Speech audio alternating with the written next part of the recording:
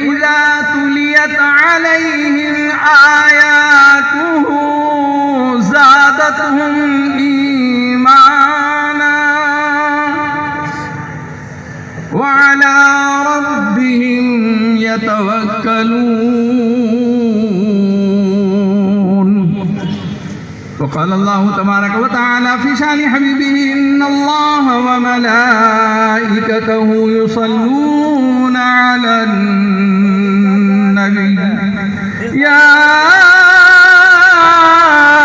أيها الذين آمنوا صلوا عليه وسلموا تسليما اللهم صل على محمد النبي الأمي وعلى آله وأصحابه البررة الكرام وعلى سائر الأنبياء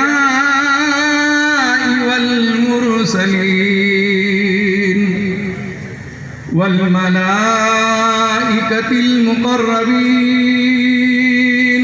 وعلى آله وأصحابه اجمعین۔ قابل سج احترام میرے شیخ محترم مفکر اسلام حضرت مولانا محمد ولی رحمانی رحمۃ اللہ علیہ کے جانشین مفکر ملت حضرت مولانا احمد ولی فیصل رحمانی دامت برکاتہ، حضرت کے صاحبزادہ محترم ماہر تعلیم حامد ولی فہد رحمانی صاحب، نائب امیر شریعت مولانا شمشاد رحمانی، اسٹیج پر بیٹھے ہوئے معزز علماء کرام، عزیز دوستوں، بزرگوں، نوجوانوں، میری عزت دار ماں اور بہنوں، میرے لیے یہ لمحہ بڑا عجیب ہے اور وقت اتنا ہوا کہ میں چاہتا تھا کہ میرا اپنا وقت حضرت کو دے دوں، لیکن حکم ہوا تو میں آج تقریر نہیں کر رہا ہوں، میں اپنے دل کی چند باتیں ذکر کر کے الامر فوق الادب پر عمل کر رہا ہوں۔ اس خانقاہ نے مجھے کیا دیا، حضرت رحمت اللہ علیہ نے مجھے کیا دیا، مجھے کس مقام تک کے پہنچایا۔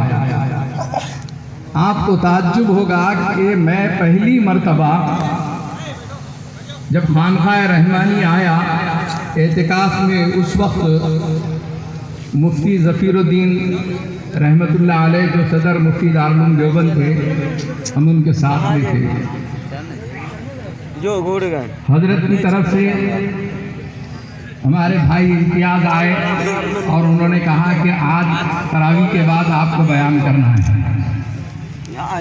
بس پسینے چھوٹ گئے، میں نے کہا کہ میں بیان وغیرہ کا عادی نہیں ہوں، اور حضرت کی موجودگی میں ان کے رعب، ان کے جاہ و جلال کے سامنے میری زبان لڑکھڑا جائے گی۔ میں نے بہت معذرت کی، لیکن حضرت کا حکم ہوا تو میں نے اشارہ کیا امتیاز بھائی کو، مجھے یاد ہے وہ سب ساری باتیں یاد آ رہی ہیں۔ ابھی تو اسٹیج کے اوپر حضرت کی نگاہیں تلاش کر رہی ہیں، مجمع میں اس کا احساس ہوتا، میری ابھی بھی زبان لڑکھڑا رہی ہے۔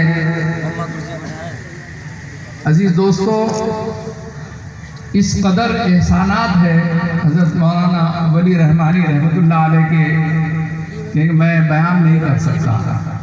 آج جو کچھ بھی ملک کے اندر، بیرون ممالک کے اندر اللہ نے جو عزت اور شہرت دی ہے، آپ کو حیرت ہوگی کہ وہ پہلا بیان جو خانقاہ رحمانی میں کرنا تھا مجھے،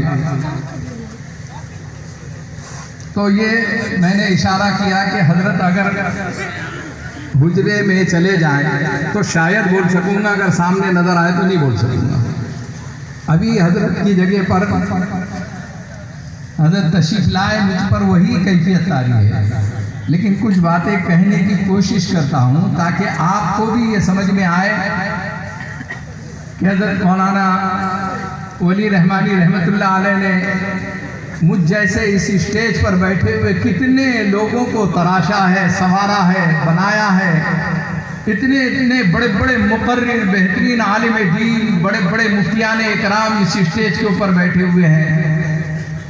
اور مجمع میں بھی کئی علماء اور کئی زہد و تقوی سے بھرے ہوئے لوگ ہیں جو حضرت کے مریدین اور متوسلین میں ہیں. ایک ایک دن میں قرآن پاک ختم کرنے والے حضرت کے مریدین ہیں. قرآن سے کیسا لگاؤ، کیسا تعلق. بہرحال تقریر تو ہوئی، بولنا سکھایا، اور وہ تقریر اتنی زوردار ہوئی کہ جس میں حضرت کے پاس خواتین کی چٹھیاں آنے لگی. ذرا ہمارا لب و لہجہ جو ہے وہ دکنی ہے، کبھی کبھی اس موڈ میں چلے جاتے ہیں تو ذرا یہاں کے لوگوں کو بہت زیادہ پسند آتا ہے. اب وہ موقع نہیں ہے ساری چیزوں کے سلسلے کا.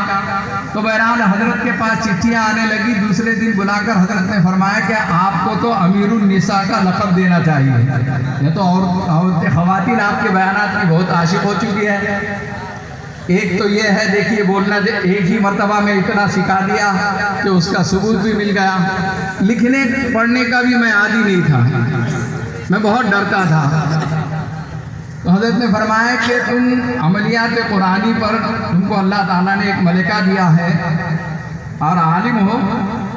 ہر ایک عالم نے، کسی نے جنات پر لکھ دیا، کسی نے جادو پہ لکھ دیا، کسی نے تعویذات پہ لیا. یہ تینوں عنوان پر مختصر مستند ایک کتاب چاہیے اور آپ لکھو.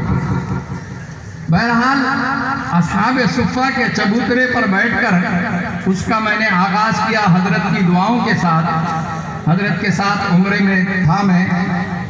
آپ کو حیرت ہوگی، اس کا مقدمہ حضرت رحمت اللہ علیہ نے لکھا ہے اور وہ کتاب اتنی مقبول ہوئی. اس کے بعد مجھے اتنی عزت، اتنی شہرت ملی کہ میں پلین کے سفر سے بیزار آدمی آپ کے سامنے بیٹھا ہوا.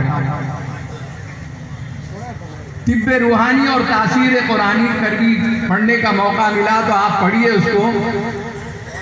حضرت کا مقدمہ جو ہے تو لکھنا سکھایا. اس کے بعد قرآن میری معراج ہے، ایک دوسری کتاب کی طرف اشارہ فرمایا کہ تم قرآن بہت اچھا پڑھتے ہو، انٹرنیشنل قرأت کے مقابلوں میں حصہ لے چکے ہو، تم قرآن کے سلسلے میں بھی کچھ لکھو. تو میں نے میری عزت، شہرت، دولت، ہر چیز کو جو ہے کریڈٹ دیا ہے قرآن پاک کے اوپر کہ قرآنی عملیات اور قرآنی خدمت کی وجہ سے اللہ تعالیٰ نے اس مقام پر لایا اور حضرت کی نسبت نے مجھے لایا. وہ چھوٹوں کو بڑے کیسا بناتے تھے. ہم مدرسہ سہولتیہ مکہ المکرمہ میں ہیں.